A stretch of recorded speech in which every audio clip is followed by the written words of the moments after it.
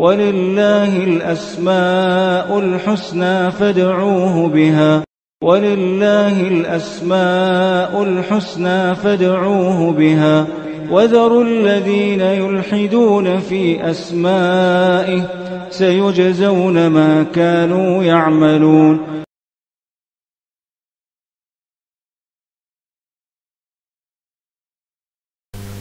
الحمد لله رب العالمين وبه نستعين وصلى الله وسلم على سيد الأنبياء والمرسلين وعلى آله وأصحابه أجمعين ومن تبعهم بإحسان إلى يوم الدين. أما بعد، آج کی اس نشست میں انشاءاللہ اللہ سبحانہ وتعالی کی صفات علیہ میں سے ایک صفت الساق، اس سے متعلق ہم معلوم کریں گے انشاءاللہ. اور اس صفت سے متعلق جو باتیں ہیں کتاب و سنت میں اور ہماری عملی زندگی سے متعلق اس صفت کا کیسے اثر ہوگا، یہ دو باتیں آپ کے سامنے رکھی جائیں گی انشاءاللہ. پہلی بات یہ ہے کہ الساق یہ اللہ سبحانہ وتعالی کی ایک صفت ہے جو اللہ سبحانہ وتعالی کی ذات سے متعلق ہے، کتاب و سنت سے ثابت ہے. اللہ رب العالمین نے قرآن مجید میں فرمایا سورۃ القلم میں، یوم یکشف عن ساق ویدعون الی السجود فلا یستطیعون. اللہ سبحانہ وتعالی نے قیامت سے متعلق فرمایا، اور یہ اس کا تعلق حشر کے میدان سے ہے، کہ جب اللہ تعالیٰ اپنی پنڈلی کو واضح کر دے گا، اللہ رب العالمین اپنی پنڈلی کو واضح کر دے گا، اور اس دن سجدہ کرنے کے لیے کہا جائے گا، اور منافقین اور کفار بدرجہ اولا اس کی سکت نہیں رکھیں گے کہ وہ سجدہ کریں. یہ سورۃ القلم کی آیت ہے. اس میں جو ساق کا جو لفظ آیا ہے وہ اللہ سبحانہ وتعالیٰ کی صفت ہے، اس سے متعلق گفتگو ہوگی انشاءاللہ. اللہ رب العالمین کی یہ جو صفت ہے یہ واقعتاً اللہ رب العالمین ہی کی صفت ہے یا اس کا کچھ اور معنی ہے، اس باب کو لے کر کے ایک اختلاف ہے. یہاں آپ کو ایک بات میں واضح کر دینا چاہتا ہوں کہ قرآن اور حدیث میں، اللہ کی کتاب میں اللہ تعالیٰ کی جتنی بھی صفات بتلائی گئی ہیں، اللہ کے جتنے بھی نام ہیں اور جتنی بھی صفات ہیں، دھیان دیجئے گا، میں دوبارہ بتلاتا ہوں، جو لوگ درس بعد میں سنیں گے آڈیو ویڈیو کے ذریعے سے وہ بھی دھیان دیں کہ اللہ سبحانہ وتعالیٰ کی جتنی بھی صفات قرآن مجید میں مذکور ہیں اور جو بھی صحیح احادیث میں مذکور ہیں، ایسا نہیں ہے کہ اس میں اختلاف ہے. قطعاً ایک بھی صفت سے متعلق اختلاف واقع نہیں ہے. جو اصول ہیں اللہ سبحانہ وتعالیٰ کے اسماء حسنہ جو کتاب و سنت سے ثابت ہیں، جو اللہ سبحانہ وتعالیٰ کی صفات کتاب و سنت میں ثابت ہیں، اس میں آپ کو سلف کے مابین دو رائے نہیں ملیں گی، ایک ہی رائے. کل کے کل صحابہ، کل تابعین، کل تبع تابعین، کل محدثین، بہت وثوق سے میں بتلا رہا ہوں آپ کو، نہایت یقین سے بتلا رہا ہوں، ایک بھی اختلاف نہیں ہے سوائے اس آیت کریمہ سے متعلق. کیونکہ میں نے شروع میں جو بات کہی کہ اس آیت کریمہ میں ساق جو کلمہ آیا ہے وہ کیا اللہ سبحانہ وتعالیٰ کی صفت مراد ہے یا اس کا دوسرا معنی مراد ہے، اختلاف جو واقع ہوا ہے اس سے یہ نتیجہ نہ نکالیں کہ جو ہے اللہ سبحانہ وتعالیٰ کی صفات سے متعلق کوئی اختلاف بھی ہوتا ہے. نہیں، سلف کے مابین اختلاف نہیں ہے. جن لوگوں نے اختلاف کیا وہ تو اہل السنہ کے نہج پہ نہیں ہے، طریقے پر نہیں ہے. پورے قرآن مجید میں، پورے احادیث مبارکہ میں، خصوصاً قرآن مجید کی آیات کی روشنی میں اگر بات کرتے ہیں تو یہ واحد صفت سے متعلق بات ہے جس میں اہل علم کے مابین اختلاف واقع ہوا. یہ جو میں اتنی یقینی بات جو میں آپ کے سامنے کر رہا ہوں، یہ دراصل شیخ الاسلام ابن تیمیہ کی بات ہے رحمہ اللہ. وہ آگے میں ذکر کروں گا انشاءاللہ وہ کس ضمن میں بات ہے. اصل میں بات یہ ہے کہ اس آیت کریمہ کے ضمن میں یہ اختلاف ہوا ہے کہ ساق عربی زبان میں، یعنی پورا قرآن مجید عربی زبان میں ہے، تو ہر کلمے کا ایک بنیادی معنی ہوتا ہے عربی زبان میں، پھر شرعی معنی دیکھا جائے گا، کیونکہ قرآن کے نازل ہونے سے پہلے ہی سے عربی زبان موجود ہے. اس وقت جتنے بھی لوگ تھے عرب میں ان کی مادری زبان عربی تھی. اللہ کے رسول علیہ السلام نبی بننے سے پہلے بھی آپ کی زبان عربی تھی, ابو بکر کی بھی, پھر ابو جہل ابو لہب کی بھی عربی زبان ایک عام زبان تھی ان کی. لیکن قرآن نازل ہوا تو عربی زبان ہی میں نازل ہوا اور انہی کی زبان میں.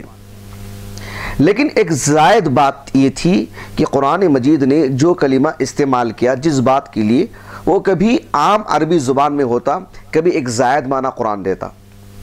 تو یہ جاننا ہمارے لیے بہت ضروری ہے.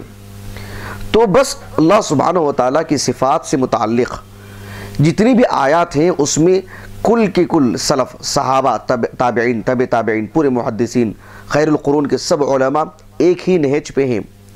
بعد میں اختلاف ہوا اور ان کی کوئی حیثیت نہیں ہے, اس کا کوئی رتبہ کوئی مقام نہیں ہے. سلف جس پر ہیں وہ اصل راستہ ہے. بہرحال وہ ایک الگ موضوع ہے. یہ مجھے آپ کو کہنا ہے کہ صرف اس ایک آیت کریمہ سے متعلق ہی اختلاف واقع ہوا. یہ اتنی بڑی بات شیخ الاسلام ابن تیمیہ نے کہی ہے, وہ آگے میں بتلاؤں گا آپ کو رحمہ اللہ کس ضمن میں آپ نے بات کی. اختلاف ایسا کیوں ہوا کہ ساق جو ہے یہاں پر یہ مراد ہے کہ کیا عربی زبان میں ساق جو عام معنی میں ہوتا ہے وہی معنی اس آیت کریمہ ہے میں مراد لیا گیا ہے, یا یہ اللہ کی صفت ہے. اس میں اختلاف. ساق اللہ کی صفت ہے اس بارے میں اختلاف نہیں. اللہ کے لیے پنڈلی کا لفظ آتا ہے. پیر کے نیچے جو گھٹنے سے نیچے اور ٹخنے سے اوپر کا جو حصہ ہوتا ہے وہ پنڈلی کہلاتی ہے. اللہ سبحانہ و تعالیٰ کے لیے وہ لفظ استعمال ہوا ہے حدیث میں, اس میں اختلاف نہیں ہے. یہ اللہ سبحانہ و تعالیٰ کے لیے بات آئی ہے. کما یلیق لشأنہ, جیسے اللہ کا وجود ہے ویسے اللہ سبحانہ و تعالیٰ کے ساق سے متعلق بات. لیکن بالضبط اس آیت کریمہ سے متعلق ساق کا معنی اللہ کی صفت ہی ہے یا ساق کا عام عربی معنی ہی ہے, اس میں اختلاف ہوا ہے. جن علماء نے کہا کہ ساق کا یہاں پر عربی زبان کا جو عام معنی ہے وہی معنی ہے, وہ معنی میں آگے بتلاؤں گا آپ کو. جن علماء نے یہ کہا کہ نہیں عربی زبان میں ساق کا جو عام معنی ہے وہی معنی یہاں پر مراد ہے, ان حضرات کو وہ حدیث کریمہ نہیں پہنچی جس حدیث میں اللہ سبحانہ و تعالیٰ کے لیے ساق کا لفظ آیا ہے جو اس آیت کریمہ کی تفسیر میں ہے. وہ حدیث ان تک نہیں پہنچی. صرف اللہ کے رسول ہی ہیں صلی اللہ علیہ وسلم جن کو اللہ سبحانہ و تعالیٰ نے کل شریعت کا علم عطا فرمایا. ورنہ کل پورے کے پورے صحابہ کے اگر بات کرتے ہیں تو فرد ہر صحابی کو پوری شریعت کا علم تھا, ایک حرف بھی باقی نہیں تھا. ایسا نہ صحابہ کو دعویٰ ہے اور نہ ہی ایسی ممکن ہے. تو بالکل یہی بات ہے جن اہل علم کو صحابہ میں سے بھی, حتیٰ کہ ترجمان القرآن عبداللہ بن عباس رضی اللہ عنہما کو بھی وہ حدیث مبارکہ نہیں مل سکی. آپ کے علم میں وہ حدیث نہیں تھی جس کی وجہ سے آپ نے اس آیت کریمہ میں مطلب ساق کا معنی وہی معنی لیا ہے جو عام عربی زبان میں تھا. اللہ کی صفت آپ نے مراد نہیں لی. کیوں نہیں لی وہ بھی وجہ بتلاؤں گا میں آپ کو, تاکہ ایک اصول کے روشنی میں ہم اس بات کو سمجھ سکیں. اللہ سبحانہ و تعالیٰ نے اس آیت کریمہ میں فرمایا یوم یکشف عن ساق ویدعون الی السجود فلا یستطیعون, جس دن پنڈلی کھول دی جائے گی. یہ دراصل قرآن مجید چونکہ عربی زبان میں ہے تو ہر زبان کے کچھ محاورے ہوتے ہیں. ان محاورات کو انہی زبان میں جا کے سمجھیں گے تو بات اچھی طرح سمجھ میں آئے گی. کشف الساق والی جو بات آتی ہے عربی زبان میں یہ اس وقت کہا جاتا ہے جب یہ کہنا مقصود ہوتا ہے کہ مطلب کوئی شدت کا ماحول ہے, کوئی کرب کا عالم ہے, کوئی پریشان کن ماحول ہے. گویا کہ اس آیت کریمہ میں یہ بات بتلائی جا رہی ہے کہ کل قیامت کے دن جہاں ہولناکیاں ظاہر ہو جائیں گی, پریشانیاں واضح ہو جائیں گی, یہی معنی مراد لیا ہے. کیونکہ لغوی اعتبار سے, لغت کے اعتبار سے عربی زبان میں اس کا یہی معنی ہے. عبداللہ بن عباس کو یہ بات نہیں پہنچی تھی کہ اس ضمن میں ساق سے مراد اللہ کی پنڈلی ہے جو حدیث میں ہے, وہ حدیث ان کو نہیں پہنچی. اس لیے جو سب سے عمدہ تفسیر ہوتی ہے قرآن کی تفسیر قرآن کے آیت سے, قرآن کی تفسیر احادیث مبارکہ سے, قرآن کی تفسیر صحابہ کے اقوال سے, پھر یہ سب چیزیں نہیں مل پا رہی ہیں تو پھر اس اعتبار سے جو عام لغت میں معنی ہوگا اس اعتبار سے وہ معنی لیا جائے گا. اب دیکھیے میں یہ ایک حوالہ دیتا ہوں آپ کو.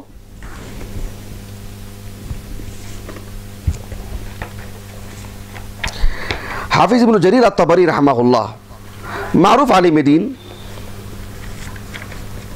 یہ دیکھیے جامع البیان عن تأویل آیہ القرآن، یہ حافظ ابن جریر الطبری رحمہ اللہ کی تفسیر ہے، جس میں آپ نے قرآن مجید کی ہر آیت کی تفسیر کو مطلب یعنی آسانی سے بیان کرتے ہیں۔ یہ جو آیت کریمہ ہے یوم یکشف عن ساق ویدعون الی السجود فلا یستطیعون، اس آیت کریمہ کی تفسیر میں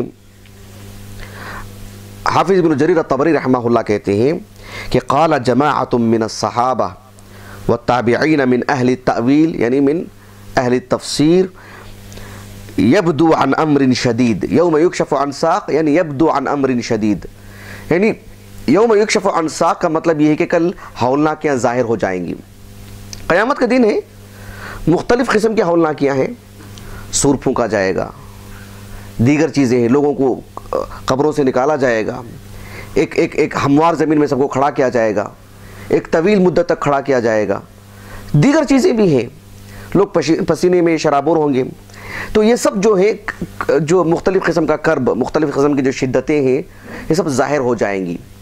تو یہ معنی لیا ہے عبداللہ بن عباس نے لغوی اعتبار سے، لغت کا معنی سامنے رکھ کر کے۔ اس تعلق سے امام طبری رحمہ اللہ نے مختلف اسانید سے اس بات کو ذکر کیا ہے، جو ایک سے زائد اسانید ہیں۔ آپ دیکھیں یعنی عبداللہ بن عباس سے، ان کے تلمیذ سے عکرمہ سے رحمہ اللہ، یوم حرب و شدہ یہ ایک معنی لیا ہے، حین یکشف الامر وتبدو الاعمال، یعنی یہ سب یہی معنی جس دن لوگوں کے اعمال ظاہر ہو جائیں گے، یوم یکشف عن ساق جس دن لوگوں کے اعمال ظاہر ہو جائیں گے، جس دن کرب کا عالم ظاہر ہو جائے گا۔ یہ معنی لیا ہے کون؟ عبداللہ بن عباس نے رضی اللہ عنہما۔ عبداللہ بن عباس نے ایسا کیوں معنی مراد لیا ہے؟ یہی بات ہے کہ آپ تک وہ حدیث نہیں پہنچی جو حدیث ہم آپ کو آگے سنانے جا رہے ہیں، تو آپ نے لغت کا لغوی اعتبار سے جو معنی تھا وہی مراد لیا ہے۔ اس کی دلیل کیا ہے کہ آپ نے لغوی اعتبار سے معنی ملحوظ رکھا؟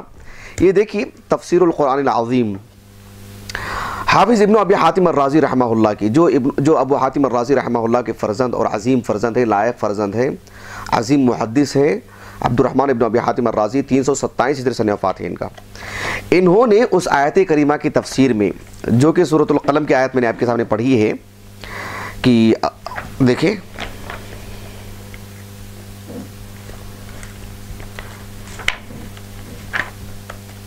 یوم یکشف عن ساق ویدعون الی السجود فلا یستطیعون، اس آیت کریمہ کی تفسیر میں آپ نے وہی بات بیان کی ہے جو عبداللہ بن عباس نے کہا، ھذا یوم کرب و شدہ، یہ سختی کا دن ہوگا، کرب اور پریشانیوں کا دن ہوگا جو کہ اس دن ظاہر ہو جائیں گی۔ لغت کا معنی کیوں لیا ہے، لغوی اعتبار سے معنی کیوں لیا ہے عبداللہ بن عباس نے؟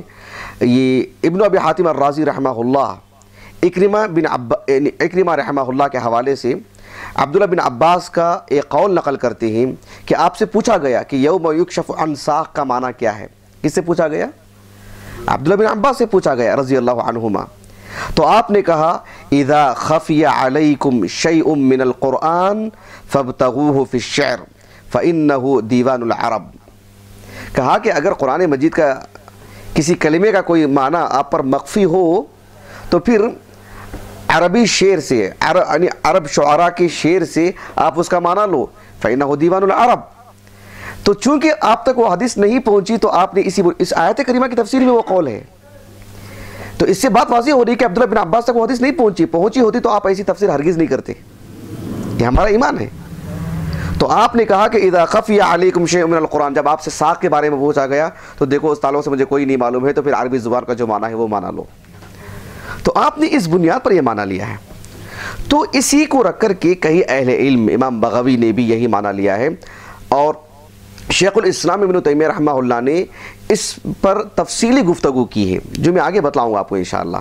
تو دیکھیں یہاں پر یوم یکشف عن ساق والی جو بات ہے وہ لغت کا معنی رکھ کر کے سامنے لیا گیا ہے، اس لیے کہ یہ ساق عربی زبان میں یہاں پر جو ہے قاعدے کی روشنی میں نکرہ ہے، اور نکرہ ہے، اور وہ بھی یعنی ایک معروف فعل کے اس میں آیا ہے، یعنی نفی کے نہیں، ایک مثبت فعل یوم یکشف اس بات کے یعنی نفی، اس بات کے سیاق میں آیا ہے۔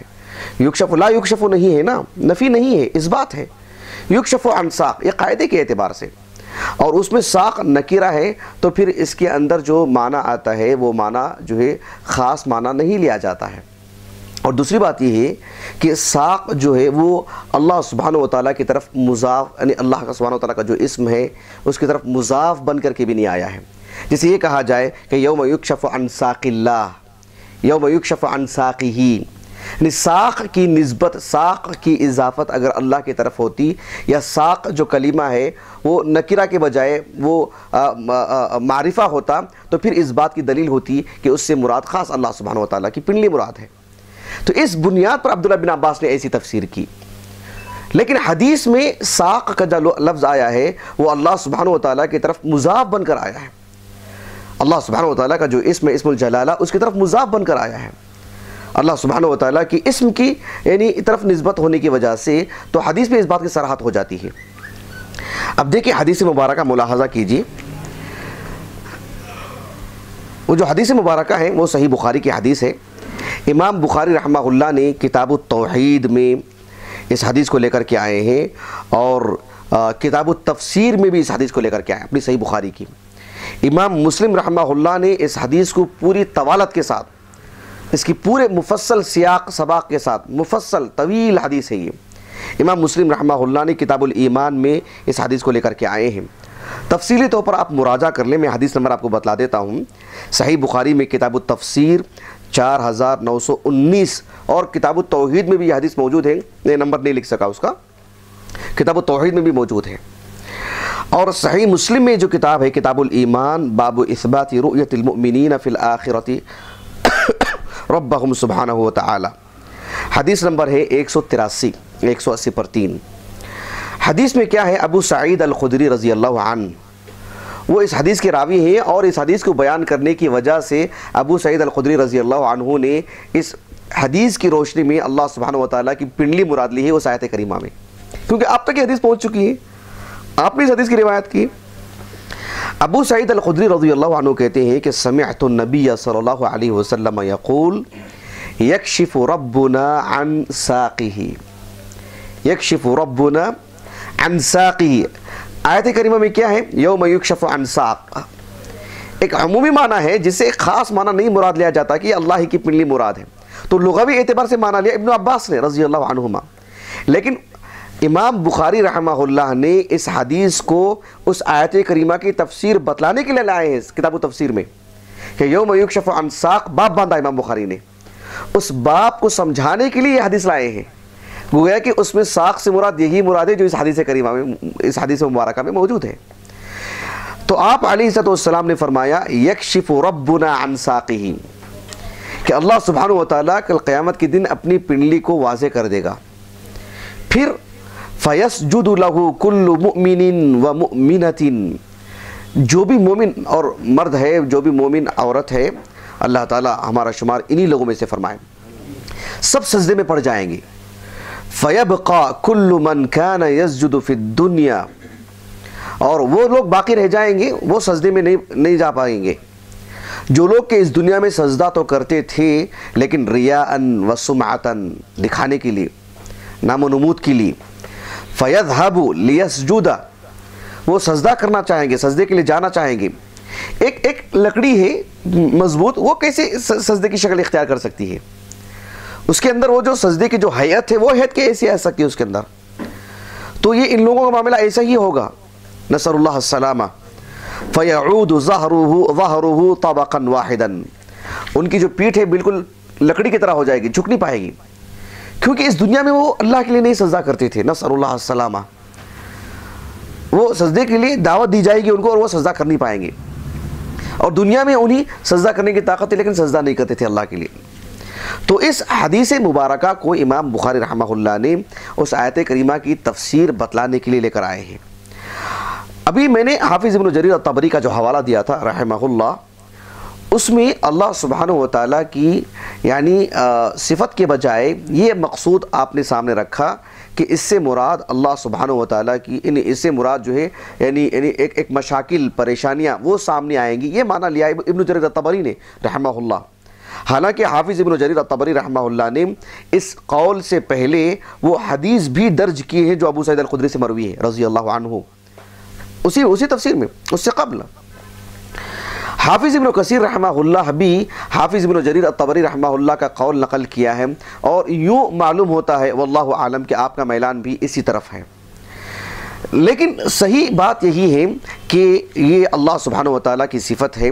شیخ الاسلام ابن تیمیہ رحمہ اللہ نے بہت مفصل کلام کیا ہے۔ دیکھیے یہ جو مجموع الفتاویٰ ہے، ایک تو یہ کتاب ہے، یعنی اس میں غیر معمولی طویل کلام کیا ابن تیمیہ رحمہ اللہ نے۔ اس کا صفحہ نمبر 394، جلد نمبر ہے 6۔ اس میں دیکھیے ابن تیمیہ کے لیے یہ بات جچتی ہے رحمہ اللہ، شیخ الاسلام ابن تیمیہ رحمہ اللہ کی ہی لائق بات ہے جو میں آپ کو سنانے جا رہا ہوں۔ شیخ الاسلام ابن تیمیہ رحمہ اللہ نے فرمایا وَقَدْ طَالَعْتُ التَّفَاسِيرَ الْمَنْقُولَةَ عَنِ الصحابہ، صحابہ سے منقول جو تفسیریں ہیں وہ میں نے تفسیروں کا مطالعہ کیا۔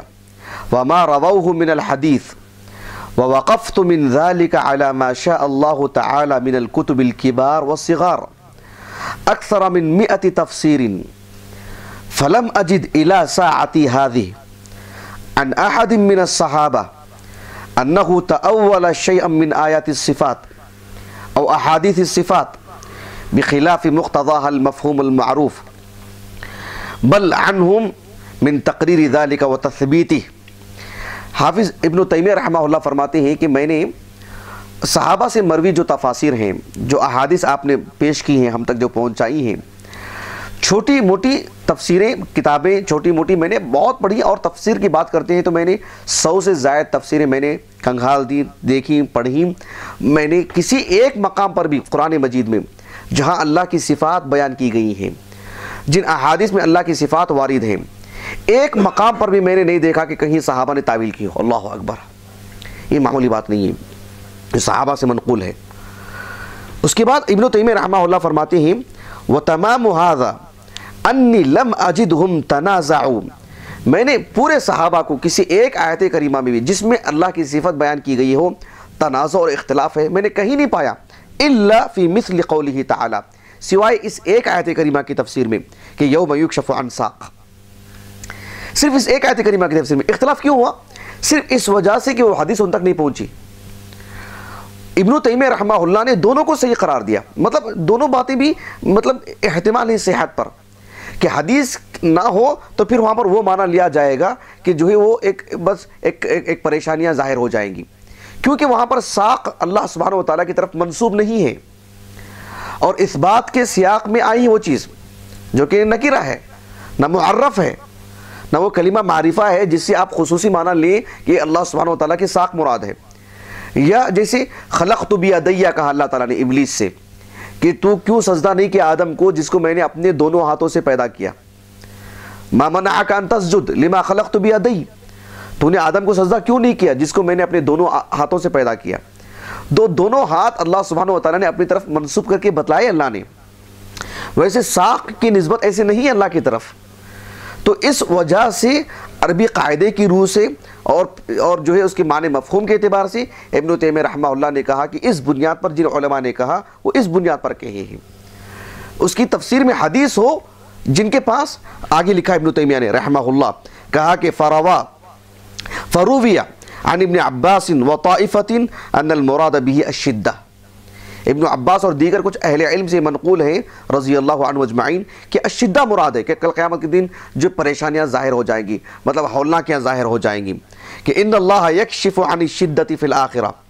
وعن ابی سعید، ابھی جو حدیث ہم نے آپ کو پڑھ کر کے سنائے ہیں، وعن ابی سعید وطائفۃ انہم عدوها فی الصفات، ابو سعید الخدری اور دیگر اہل علم نے اس کو اللہ کی صفات میں شمار کیا ہے، کیوں؟ للحدیث الذی رواہ ابو سعید فی الصحیحین، اس بنیاد پر ان تک حدیث ہے، اور میں اور آپ جن تک حدیث پہنچ چکی ہے ہم کیا معنی لیں گے؟ ہم وہی معنی لیں گے جو ابو سعید الخدری رضی اللہ عنہ کی حدیث سے جو بات واضح ہوتی ہے۔ حافظ ابن تیمیہ رحمہ اللہ نے آگے بھی اس ضمن میں لکھا ہے کہ اگر اس آیت کریمہ کو ظاہری طور پر لینا چاہیں تو آپ اسے اللہ کی صفت مراد نہیں لے سکتے، ان قواعد کی روشنی میں جو ہم نے آپ کے سامنے 1 سے 2 مرتبہ ذکر کیے ہیں۔ لیکن اس حدیث کو رکھتے ہیں تو پھر آپ کے لیے چارہ نہیں رہتا ہے کہ سوائے اللہ کی صفت کے آپ اور کوئی معنی لیں۔ یہ شیخ الاسلام ابن تیمیہ رحمہ اللہ کی کلام کا خلاصہ ہے، اور اس سے بھی زیادہ آپ نے مفصل کلام اس میں آپ نے کیا، بیان و تلبیس الجہمیہ، نقض التأسیس، یہ مختلف ناموں سے کتاب چھپی ہے۔ اس میں دیکھیے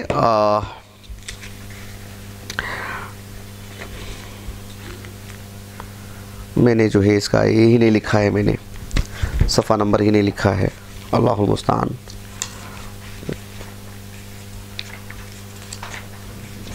ڈھونڈنا پڑے گا میرے انداز سے اگر یہ صورتحال ہو تو۔ بہرحال دیکھیے اس میں انہوں نے بھی شاید صفحہ نمبر لکھا ہو اس کا، کیونکہ مفصل میں نے تو پڑھا تھا، نہیں انہوں نے صفحہ نمبر سے ہی دوسرا دیا ہے، اللہ المستعان۔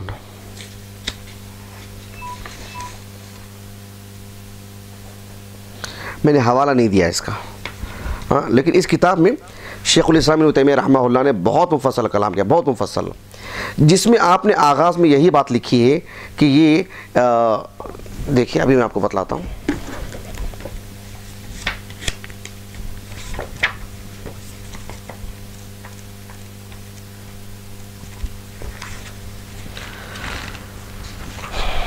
چار سو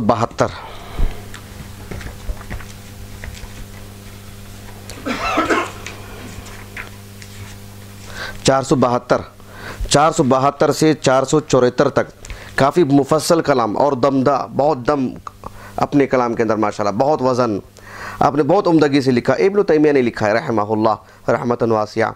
آپ نے وہی چیز جو کم و بیش مجموع الفتاوی میں جو ذکر کی ہے، کچھ الفاظ کے رد و بدل کے ساتھ، ہو بہو وہی مفہوم کے ساتھ وہی باتیں ہیں۔ اور حافظ ابن القیم رحمہ اللہ جو آپ کے تلمیذ ہیں، انہوں نے بھی یعنی الصواعق المرسلہ میں، لیکن وہ کتاب مجھے دیکھنے کو نہیں مل سکی کیونکہ کتاب ہمارے پاس نہیں ہے، لیکن المکتبۃ الشاملہ میں ہے، تقریباً یعنی کلام جو ابن تیمیہ نے لکھا وہ آپ اپنے الفاظ میں ہو بہو وہی کلام لکھیں رحمہ اللہ، جس میں دونوں باتیں ہیں کہ لغوی اعتبار سے دیکھا جائے تو اس سے قاعدے کی روشنی میں، عربی زبان کے قاعدے کی روشنی میں، جو ابن عباس کے حوالے سے ہم نے آپ کو سنایا تھا، جو ابن ابی حاتم الرازی نے نقل کیا ہے، اس رو سے وہ آپ وہی معنی لیں گے کہ کل قیامت کے دن شدتیں ظاہر ہو جائیں گی۔ لیکن اس حدیث کی رو سے جس میں اللہ سبحانہ وتعالیٰ نے یعنی یوم یکشف عن ساق کہا ہے، اس ضمن میں جو بات کی ہے کہ یکشف ربنا عن ساقہ، کہ کل قیامت کے دن اللہ تعالیٰ اپنی پنڈلی کو ظاہر کر دے گا، کما یلیق لشأنہ، جسے دیگر وجاء ربک والملک صفا صفا، اللہ سبحانہ وتعالیٰ کے آنے کی بات آتی ہے، اللہ سبحانہ وتعالیٰ فیصلہ فرمائے گا۔ یہ جیسے چیزیں واضح ہیں ویسے ہو بہو یہی چیز ہے، تو بہرحال ایک علامت ہے جو بتلائی گئی۔ تو دور حاضر کے کئی اہل علم نے اس سلسلے میں بہت تفصیل سے لکھا اور سمجھانے کی کوشش کی۔ مثال کے طور پر امام بخاری کا جو موقف ہے رحمہ اللہ، آپ نے اس حدیث مبارکہ کو کتاب التفسیر میں اس آیت کریمہ کی تفسیر ہی کے ضمن میں لائے ہیں، یوم یکشف عن ساق، اور کتاب التوحید میں بھی لائے ہیں یہ بتلانے کے لیے کہ اللہ تعالیٰ کی صفت ہے۔ اور یہ جو کتاب ہے شیخ عبداللہ بن محمد الغنیمان کی باحیات ہے، حفظہ اللہ، ریاض میں رہتے ہیں، اور ان کے کافی تلامذہ، یہ جامعہ اسلامیہ کے بھی استاذ تھے مدینہ نبویہ کے، غالباً ابھی ریاض میں رہتے ہیں، مطلب 80 سے متجاوز ہو چکی ہے ان کی عمر، اور ان کی کئی تلامذہ ہندوستان میں کم و بیش 60 سے اوپر ان کے تلامذہ کی عمر ہو چکی ہے۔ تو آپ نے کتاب التوحید کی شرح لکھی جو صرف صحیح بخاری کی کتاب التوحید ہے۔ صحیح بخاری میں متعدد کتابیں ہیں، پوری صحیح بخاری کی بھی علماء نے شرح لکھی، بیشتر علماء نے، کچھ علماء نے جو صحیح بخاری کو مختصر کیا گیا اس کی شرح لکھی، کچھ علماء نے صحیح بخاری کی کوئی خاص کتاب لے لیے جیسے کتاب العلم تو اس کی شرح کی، کئی علماء نے کی، کتاب التفسیر صرف اس کی کسی نے شرح کی، کتاب التوحید کی شرح کی انہوں نے، اور بہت ہی عمدہ شرح۔ اور اس کی خصوصیت یہ ہے کہ امام بخاری رحمہ اللہ جب کتاب التوحید میں کوئی باب قائم کرتے ہیں اور اس کے بعد جو حدیث لاتے ہیں باب کی موافقت میں، تو اس کی شرح کرنے کے لیے آپ نے عمومی طور پر امام بخاری کی جو دیگر کتابیں ہیں جیسے خلق و افعال العباد، اکثر وہیں سے لے کر کے شرح کرتے ہیں کہ امام بخاری کی یہی مطلوب ہے، امام بخاری کو یہی مطلوب ہے، امام بخاری کی یہی مراد ہے، یعنی آپ اس سے پہلو تک نہیں برت سکتے، آپ اس کا دوسرا معنی نہیں لے سکتے، آپ اپنے تئیں لے سکتے ہیں، لیکن امام بخاری کو جو مقصود ہے وہ یہی، یہ بتلانا چاہتے ہیں اس میں امام بخاری کی دیگر کتابوں سے۔ اس میں دیکھیں آپ نے بھی بہت ہی عمدہ، کیونکہ حدیث جو ہے نا صحیح بخاری میں ہے وہ مفصل نہیں ہے، لیکن صحیح مسلم میں جو کتاب ہے کتاب الایمان میں جو حدیث ہے وہ بہت طویل حدیث ہے. اس کی جو ہے آپ نے شرح کی صحیح بخاری میں کتاب التوحید میں بھی وہ حدیث کافی مفصل ہے. تو اس حدیث کی شرح کرتے ہوئے الساق کا جو کلمہ ہے اس سلسلے میں آپ نے بہت تفصیل سے لکھا اور جو ہے وہ حدیث بھی لے کر کے آئے. جن لوگوں نے اس کی تعویل کی کہ وہ اللہ سبحانہ و تعالیٰ کی پنڈلی نہیں بلکہ جو ہے وہ یہ مراد ہے کہ جو ہے بس ایک شدت مراد ہے، ایک ہولناکی مراد ہے، ان کا رد کیا آپ نے قاعدے کے رو سے بھی اور دلائل کے رو سے بھی. اور ابن تیمیہ رحمہ اللہ کا وہ پورا کلام نقل کیا جو مجموع الفتاویٰ میں ہے، اور وہ کلام بھی نقل کیا جو ابھی ہم نے آپ کے سامنے بیان و تلبیس الجہمیہ کے جو حوالے سے بتلائے تھے. لیکن آپ نے جس کتاب کا حوالہ دیا ہے وہ نسخہ دوسرا ہے.